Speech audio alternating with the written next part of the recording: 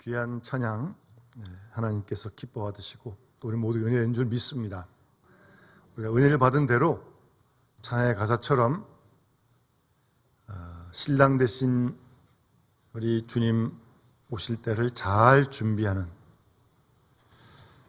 등불도 켜고 또 언제 오실지 모르니까 기름을 너무 이렇게 조금 준비하면 안 돼요. 넉넉하게 준비하셔야 됩니다. 언제 오실지 모르니까. 등불과 함께 기름도 넉넉하게. 그래서 등불은 눈에 보이는 거니까 어떤 외적인 준비를 한다면 기름은 눈에 안 보이는 거죠. 밑에서 올라와서 이렇게 타는 거니까 보이지 않는 우리의 내면, 우리의 마음도 잘 준비하는. 그래서 다시 오실 주님을 기쁨으로 만날 수 있는 그런 우리 모든 영남의 가족들이 다 되어줄 수 있기를 주의 이름으로 축원합니다. 오래전에 제가 청년들을 지도할 때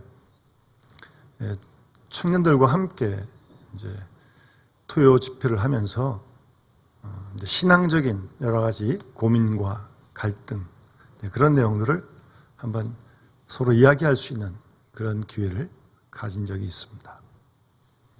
젊을 때니까 여러 가지 이제 이성적인 생각도 하고 과학도 공부하고 그런 눈으로 성경을 보면 이 성경이 때로 또 좀 이해가 잘 안 될 때도 있거든요.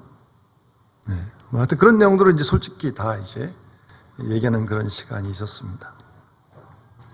어떤 청년이 이래요. 솔직하게 정말 얘기하는 겁니다. 나는 교회에 나가기도 하고 하나님 말씀이라고 해서 성경을 읽기도 하는데 이 하나님 말씀인 성경에 내 마음에 거부감을 일으키는 그런 부분들이 솔직히 있다. 특히 이제 초자연적인 역사, 소위 이적이라고 얘기하는 것들이죠. 그러면서 그 청년은 홍해가 갈라졌다라든가 오병이어로 5,000명을 먹였다든가 그리고 풍랑이는 바다를 고요하게 하셨다든가 아니 죽은 나사로를 살리셨다. 사실 그런 내용들은 솔직히 좀 마음에 걸린다는 거죠. 그래서 성경을 좀 가까이 할 마음이 별로 없다. 솔직하게 이제. 한번 붙들 여니까 이제 다른 청년들도 이제 조금 그런 부분들이 다 있거든요. 여러 가지 의문점이 참 많아요, 사실은요. 성경 읽다 보면. 창세기도 그렇고. 저도 성경 오래전에 읽을 때 창세기에 보면 아담과 하와가 있고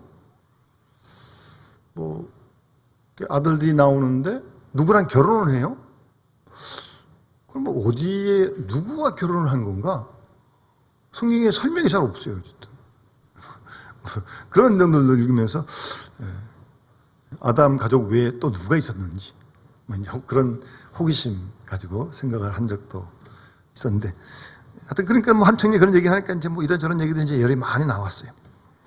가만히 듣고 있던 어떤 한 청년이 조금 이제 군대 갔다 오고 복학한 좀 나이가 든 청년이에요. 이런 얘기를 하는 거예요. 다 듣고 나더니 다른 사람은 모르지만 내 개인의 경험은 이렇다. 그러면서 나같이 못된 사람이 예수 믿고 하나님의 자녀가 되었다고 하는 거, 그 자체가 기적이다. 자기가 이제 얘기를 하는 거예요. 그래서 그런 내가 예수 믿고 하나님 자녀가 되는 게 기적인데 그 외에 다른 기적들은 별로 얘기할 것도 없다는 거죠. 예? 그리고 성경을 읽으니까 성경에 어디에 어떤 기적이 있든 간에 나는 그렇게 어렵게 이해가 되지 않지 않는다. 그렇게 솔직히 이제 그런 얘기를 들은 적이 있습니다. 여러분, 사실 이 하나님 말씀인 성경이 창세기부터 계시록까지 쭉 읽어가노라면 초자연적인 역사로 가득 차 있죠. 예? 창세기 1장부터 시작하는 거 아닙니까? 태초의 천지를 창조하신 사건부터 주님이 다시 오신다고 하는 그 약속까지 모든 게 사실은 다 초자연적인 역사죠. 예, 그런 거 소위 이제 이적이다, 기적이다, 이제 그렇게 표현을 하기도 합니다. 그래서 그 사실을 믿지 않으면 어디서 성경을 믿고 어디서 예수를 믿겠습니까? 예? 사실 우리 인류 역사의 가장 큰 사건은 하나님의 아들 예수 그리스도가 이 땅에 사람으로 오신 사건이 사실 우리 역사의 가장 큰 사건 아닙니까? 그래서 예수님 이전 BC, 예수님 이후 AD 연도도 그렇게 나누고 있는 거 아니에요?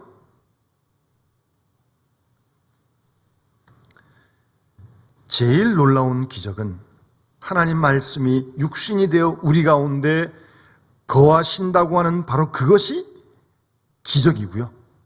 뿐만 아니라 구주의 불능인 죄인된 우리가 예수를 믿어 하나님의 자녀가 되었다고 하는 그 사실, 그것도 기적 아닙니까? 보지도 못했는데, 예수님을 처음도 안 가봤는데, 그러나 십자가의 사건을 믿고 내가 구원받았다고 하는 그 사실, 하나님의 자녀가 되었다고 하는 사실 그 자체가 사실은 놀라운 기적이죠. 그런데 우리가 여기서 명심해야 할 것이 있습니다. 구제불능한 우리가 예수 믿고 구원을 받았다고 하는 그 놀라운 기적이 있기 전에 고귀하신 하나님의 아들 예수 그리스도가 사람이 되어 이 땅에 오시고 그 예수께서 죄인된 모습으로 십자가에 못 박혀 죽으셨다고 하는 그 기적이 먼저 있었다는 사실을 우리는 잊지 말아야 합니다. 주님께서 우리를 위해 죽으신 것 그 자체가 기적입니다. 그리고 그 사건이, 그 기적이 있고 죄인된 우리가 구원받는 역사가 있었다는 사실입니다. 죽어야 할 사람이 살아날 수 있는 기적은 당연히 살아날 자가 죽는 기적이 먼저 있고야 가능하다는 것입니다.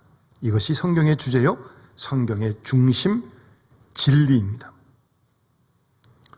이렇듯 크고 놀라운 하나님의 신비로운 이 구원의 역사,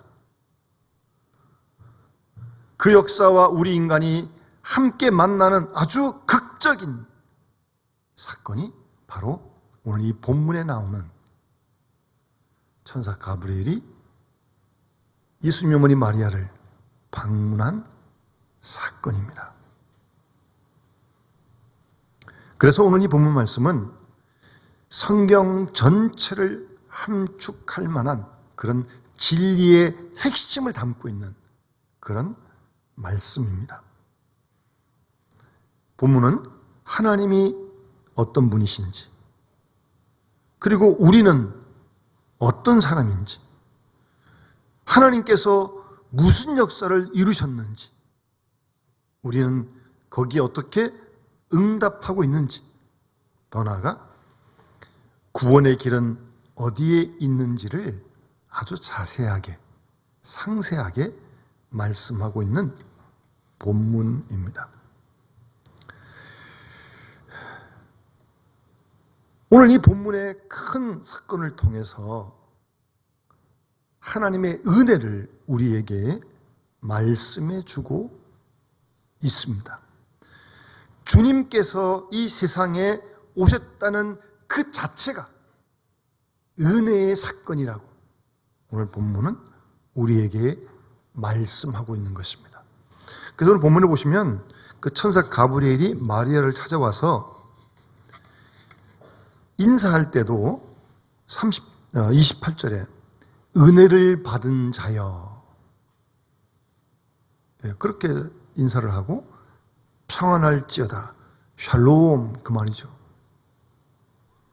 이제 곧 이어 정말 황당한, 정말 마리아로서는 논란, 받아들일 수 없는 그런 이야기를 지금 할 거거든요. 잉태하여 아들 낳겠다는데? 그 얘기 듣고 분명 놀랄 거 아니겠어요, 마리아가? 그러니까 인사부터 천사 가브리엘이 은혜를 받은 자여, 평안할지어다. 그리고 이제 그 얘기를 듣고 마리아가 이런 인사가 어떻게 된 것인가 그러고 있을 때 천사가 다시 마리아에게 무서워하지 말라. 내가 하나님께 은혜를 입었다. 네, 천사 가브리엘이 하시는 말씀이에요. 주님께서 이 땅에 오신 사건 그 자체도 은혜고, 그 사건이 마리아를 통해서 이루어지게 되는데 그것도 은혜라는 겁니다. 사실은 상당히 좀 의미심장한 깊은 그런 말씀입니다. 여러분, 우리가 은혜란 말 잘 쓰고 잘 듣습니다. 또 귀한 것도 알고요. 그런데 이 은혜와 상반되는 말은 율법이라고 하는 말입니다. 우리는 죄인이기에 다 죽어야 합니다. 죄삭시 사망이라고 성경이 말씀하지 않습니까? 그리고 우리는 율법 아래에 있고 율법의 심판과 율법의 저주 아래 살아가고 있습니다. 그래서 어떤 법을 어기면 그 법에 대한 죄값을 받아야 할, 그게 두려운 거예요. 어떤 사람은 그래요. 죄 짓고도 자기는 끄떡없다 그래요. 무슨 자랑처럼 말하는데요. 그건 자랑이 아니고요. 하나님의 엄청난 심판입니다. 죄를 짓고도 아무렇지도 않아요? 그게 화인 맞은 양심 아니에요? 무서운 줄 알아야지. 어떻게 죄 짓고도 아무렇지도 않아요? 남들은 조금만 죄, 행동으로 안 짓고 생각으로 지은 죄만 지고도 가책이 돼가지고 지금 회개하려고 그러는데 죄 짓고도 아무렇지도 않다? 무슨 그게 자랑할 거리라고? 무서운 하나님의 심판이에요, 그건요. 어쨌든 그런 율법의 심판, 그 저주 아래 우리가 매일매일 살아가고 있는 거예요. 두려워하고 있는 거예요.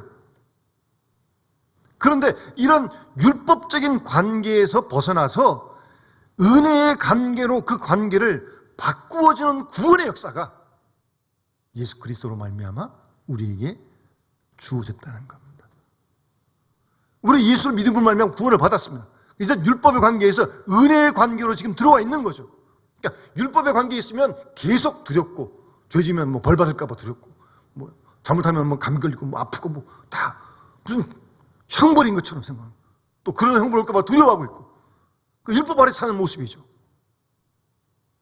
그렇던 우리가 예수를 믿고 은혜의 관계로 우리가 옮겨지게 된 것이 바로 구원의 사건이고, 이를 위해 우리 주님께서 이 땅에 오신 것입니다.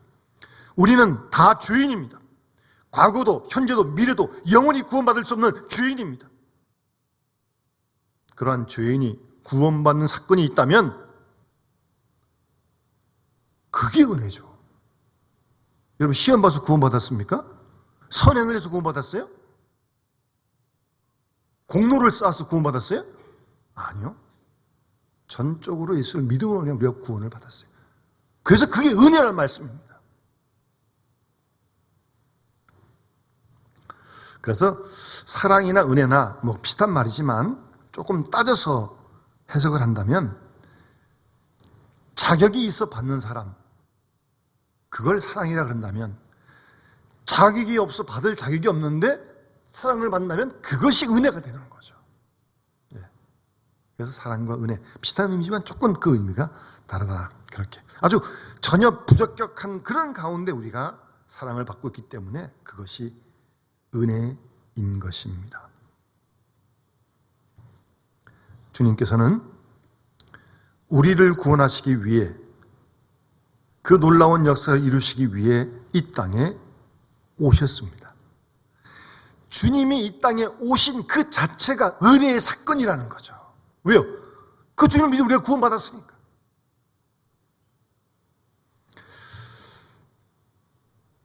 우리가 성경을 잘 보면 예수님께서 하나님을 소개하실 때 많은 경우 찾아오시는 하나님을 여러 가지 비유로 말씀합니다. 대조적으로 탕자의 비유에서는 기다리는, 탕자의 아버지가 기다리잖아요. 그런 모습으로 하나님을 소개하지만 많은 경우에는 직접 찾아오시는 하나님을 말씀하실 때가 훨씬 더 많습니다. 예를 들어서 잃은 양 한 마리를 찾아 나서는 목자, 99 놔두고 그 한 마리 찾아 나서잖아요.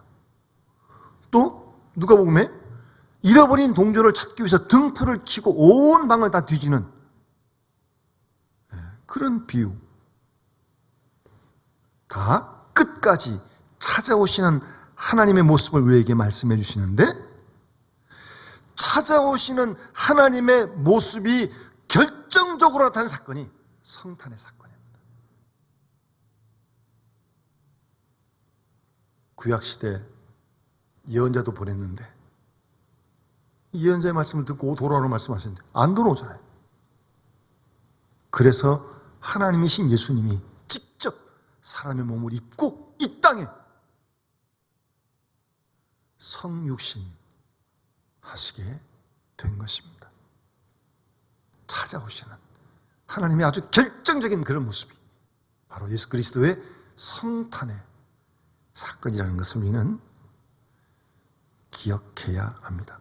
그래서 이름 없는 자가 의를 힘입어 선 없는 사람이 선을 주어서 그에게 거룩함이 없는 자에게 거룩함을 옷 입혀서 사랑하는 것이죠. 그래서 그게 은혜라는 거예요. 우리는 오직 은혜로 주님의 나심 성탄을 맞이하게 되는 것입니다. 그런데 하나님께서는 그 은혜로 받기를 원하시는 거예요. 은혜를 주시는데 그 은혜를 받기를 원하시는 거예요. 그래서 오늘 본문에 천사 가브리엘이 마리아의 꿈에 나타나서 은혜를 받는 자의 편할 때라는 말씀하시면서 내가 하나님께 은혜를 입었다라고 그렇게 말씀하시잖아요. 28절 이하 30절에서. 그러니까 이 하나님의 구원의 사건에 참여하는 것이 은혜고, 이 구원의 사건에 쓰임받는 그 자체도 마리아로서는 은혜라는 거예요. 그래서 계속 지금 은혜라고 인사하고 은혜라고 그렇게 말씀하고 있는 것입니다. 사실 마리아는 죄인입니다. 그래서 칼바르트라는 유명한 신학자는 마리아는 흠없는 죄인임에도 불구하고 영원하신 하나님을 수용하는 여인이다, 그런 표현을 했습니다. 우리 보통 사람들 모두가 다 죄인입니다. 그런데 하나님의 그 크신 은혜 사건에 지금 우리가 붙들려 쓰임받고 있는 거죠. 고용되어 있는 거죠. 그것이 은혜란 말씀이에요. 은혜죠. 그럴 자격 없잖아요, 우리가요. 우리는 아무 자격이 없지만 하나님께서 부르시고 선택하셔서 주의 도구로 쓰임받고 있다는 것, 그것이 은혜고, 그래서 감사하고 감격하는 것입니다. 대표적인 사람이 사도 바울이죠. 예수 믿는 사람들 갖다가 잡아 죽이려고 막 고문 가지고 가고 막 핍박하고 그랬던 사울 아닙니까? 그런데 그 사울을 부활하신 예수가 만나주시고 그를 부르시잖아요. 그리고 이방인에게 복음을 전하는 귀한 사역자를 쓰시지 않습니까? 그러니까 바울로서는 너무나 고마운 거죠. 그래서 디모데전서 1장에 나를 충성되이 여겨 나에게 직분을 맡기심을, 내가 만삭되어 못되어 태어난 자고 죄인의 괴수고 핍박자였고 폭행하는 사람이었고 그런 자신을 하나님이 구원해 주시고 복음을 위한 일꾼으로 평생 살게 해주시니 감사하다는 거죠. 그게 은혜라는 거죠. 그래서 옥에 갇혀도 은혜요, 매를 맞아도 은혜요. 그러다가 고린도전서 15장에서 나의 나된 것은 하나님의 은혜로 됐다고 스스로 고백하지 않습니까? 예? 나의 나된 모든 것이 다 하나님의 은혜다. 예. 하나님께서는 우리 모두가 우리 주위에 주어진 사건 모두를 은혜로 수용하는 그리스도인이 되기를 원하시는 겁니다. 사실 오늘 이 본문의 마리아로서는 사실 이 일은 참 받아들이기 정말 황당한 거 아닙니까? 어떻게 처녀가 약혼이 있는데 애를 갖습니까? 이 돌마다 죽어도 할 말 없는 거거든요. 그럼 자신의 인생은 뭐가 되는 거예요? 약혼한 요셉은 뭐가 되는 거예요 도대체? 이게 무슨 불장난입니까 도대체? 따지자면 할 말 많습니다. 안 됩니다 하나님. 이게 무슨 일이에요? 요즘처럼 똑똑한 사람은 다 그랬을 겁니다. 그런데 마리아는 그렇지 않았어요. 정말 이 일로 말미암아 자신에게 어떤 고난이 닥칠지, 예? 무슨 불합리한 얘기를 들을지 비난을 들을지 생각하면 정말 잠이 안 올 것 같아요. 그런데 그런 모든 어렵고 고통스러운 일들을 하나님은 은혜로 수용하기를 원하시는 거예요. 그리고 본문의 마리아가 그렇게 했고요. 요즘 사람들은 자존심이 무섭대요. 하여튼 전 다른 건 잘 모르겠는데요. 요즘 그 아파트 사는 사람들이 층간 소음 때문에 난리가 나잖아요. 사람들 막 죽이고 물론 이렇게 아이들이 좀 움직이면 좀 소리가 나겠죠. 아무리 튼튼하게 해도 소리 안 나겠습니까? 근데 그만큼도 뭔가 자기한테 이렇게 좀 피해가 오는 거 싫다는 거 아니에요?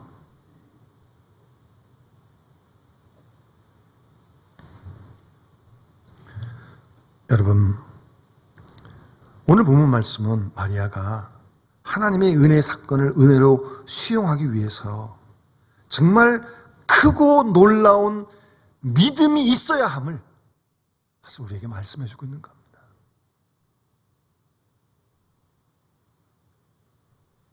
우선 천사 가브리엘을 만났다는 것도 마리아에게는 좀 두려운 일이고요. 그래서 이런 인사가 어떻게 된 일이냐라고 불안했잖아요. 근데 천사 가브리엘이 마리아에게 수태의 아들을 낳을 것이다. 아니 사내를 알지 못하는데 무슨 어떻게 아들을 낳아요? 아들을 낳긴.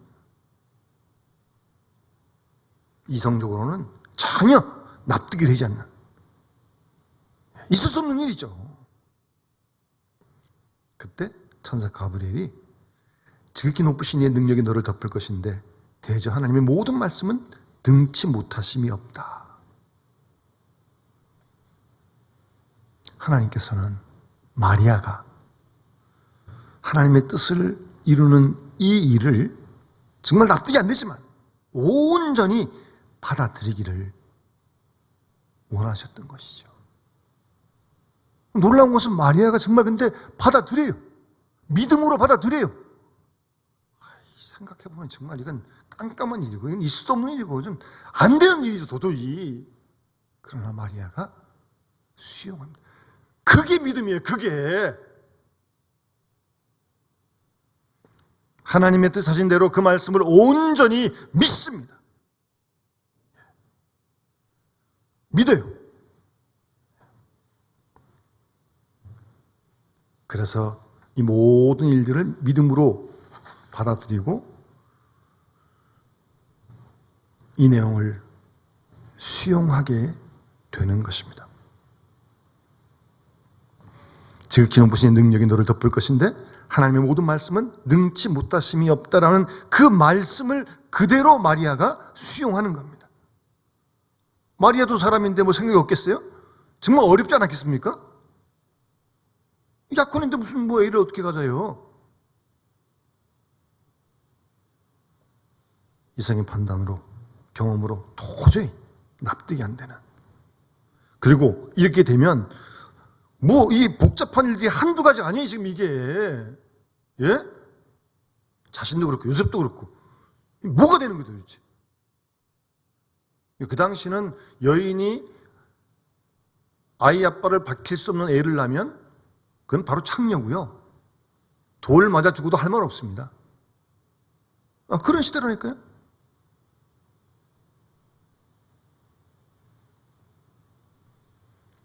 속으로 본문에 나오지 않지만 마리아도 묻고 싶은 게 정말 많았을 것입니다.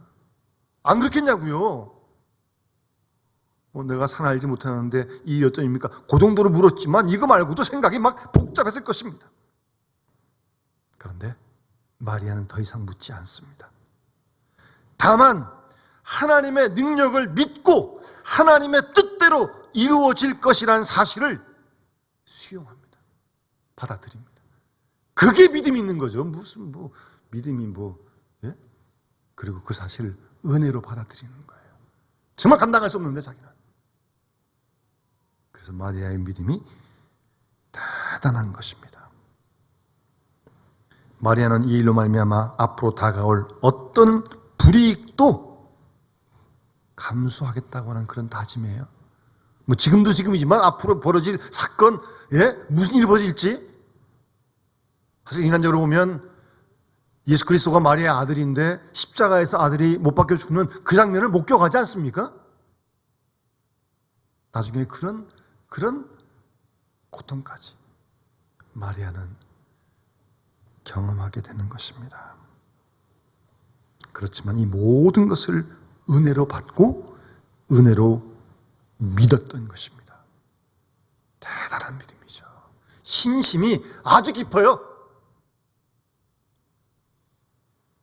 한 걸음 더 나아가 그런 은혜의 사건이 은혜되기 위해서는요, 엄청난 자기 희생과 자기의 헌신이 있어야 한다는 것을 오늘 본문은 우리에게 분명히 말씀해 주고 있습니다. 독일의 유명한 보네파라운 신학자는 우리는 오늘날 너무 값싼 은혜를 구하고 있다. 그래서 값싼 은혜와 값비싼 은혜 이렇게 두 용어를 씁니다. 은혜를 너무 값싸게 여기고 있다는 거죠. 우리가 그 은혜를 공짜로 받았지만 그 은혜가 우리에게 오기까지는 십자가에서 예수 그리스도가 우리를 위해 대신 죽는 그 엄청난 대가를 치르고 얻은 은혜인데 우리는 너무 싸구려 은혜를 구하고 있다고 그렇게 지적한 바가 있습니다. 여러분, 하나님의 은혜가 은혜되기 위해서는 은혜에 응답하는 자신의 실천이 필요합니다. 마리아가 지금 그런 거 아니에요? 말만 한 게 아니에요. 앞으로 벌어질 모든 일을 다 그대로 수용하겠다는 거 아니에요? 희생하고 헌신하겠다는 거 아니에요? 그러면서 은혜가 은혜되어지는 사건이 일어나는 겁니다. 우리의 헌신이 있어야 합니다. 그래야만 진정한 은혜가 은혜될 수 있습니다. 오늘 마지막 말씀 보세요. 한번 여러 번 마음에 새기고 읽어보시기 바랍니다. 마리아가 주의 여종이오니 말씀대로 나에게 이루어지이다. 38절에 주의 여종이오니, 전해성경에는 주의 계집종이오니 말씀대로 내게 이루어지이다. 이거 비상한 각오라는 거예요. 예? 앞으로 될지 몰라요.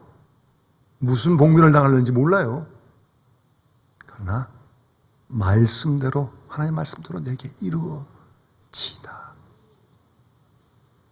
감당하겠다는 거죠. 예? 헌신하겠다는 겁니다. 그리고 마리아는 아무것도 묻지 않습니다. 내 운명이 어떻게 되는 것입니까? 장차에 어떤 일이 있을 것입니까? 그런 질문하지 않습니다. 다만 주의 말씀대로 내게 이루어지이다 라고 순종합니다. 순종합니다. 그게 믿음 있는 겁니다, 여러분. 예? 말로 아멘 아멘 아멘 하고 끝나는 게 아니고요. 아멘을 삶으로 옮겨가는 거죠. 예? 순종하는 겁니다. 자신의 운명을 그대로 다 바치는 시간입니다. 자신의 진실한 헌신의 시간입니다. 희생을 통하여 하나님의 은혜가 나타났고요. 주님께서 이 땅에 오셨던 것입니다. 바로 오늘 이 마리아의 희생의 길을 통하여 하나님의 은혜가 은혜되고 있는 것입니다. 하나님 말씀 앞에 자신의 생명과 운명을 바치는 그런 시간이 있고야 하나님의 은혜가 은혜 될 수 있는 것입니다. 이 이야기는 실제로 있었던 이야기인데요. 미국에서 파송되었던 어떤 선교사 부부가 이 땅에서 사역하다가 여자애 하나를 데려가서 양녀로 키웠습니다. 근데 애가 이제 어릴 때 몰랐다가 자라니까 가만 보니까 자기하고 부모님이 다르거든요. 얼굴빛도 다르고 눈빛도 다르고 머리카락 색깔도 다르고. 네? 커가니까 알잖아요. 그래서 자기가 부모님이 선교사님들과 낫지 않은 걸 이제 아는 거죠. 충격을 받고 이 소녀가 선교사님 부부에게 따지는 거죠. 아니 도대체 우리 부모님은 어떤 사람이었기에 나를 낳아서 이렇게 버린 것입니까? 라는 불명과 불평으로 가득 차가지고 이제 따지는 거죠. 네? 그 모습을 안쓰럽게 지켜보던 이 양 부모님이 이제 좀 크니까 당시 상황을 좀 설명을 해줬습니다. 알아들을 때도 됐고. 이 선교사 내외가 한국에 와서 선교하다가 그때가 이제 1사 후퇴 때예요. 전쟁 나고 나서 1사 후퇴 때 어느 지역을 가다가 아이 울음소리가 나가지고 차를 세우고 가보았더니 피난 가다가 그런 일이 비일비재했다 그래요. 어머니가 아이를 낳는데 그 추운 겨울이었다는데 어떡합니까? 그러니까 어머니가 입고 있던 옷을 벗어가지고 아이를 다 이렇게 감싸주는 동안에 이 엄마가 산모가 이제 하여튼 천원이라고 해서 죽은 거예요. 그러니까 애기만 살아있는 거예요, 애기만. 그래서 이제 선교사 부부가 이 아이를 데리고 이제 와서 자신의 양녀로 키웠던 겁니다. 이제 그 얘기를 다 듣고 나서 이 아이가 그 양 부모님에게 한번 한국을 좀 가고 싶다고 그러셨겠어요? 그래서 이제 좀 시간이 지나가지고 양 부모님과 함께 한국에 와서 또 그때도 추운 겨울날이었다고 합니다. 그 어머니의 묘를 찾아가서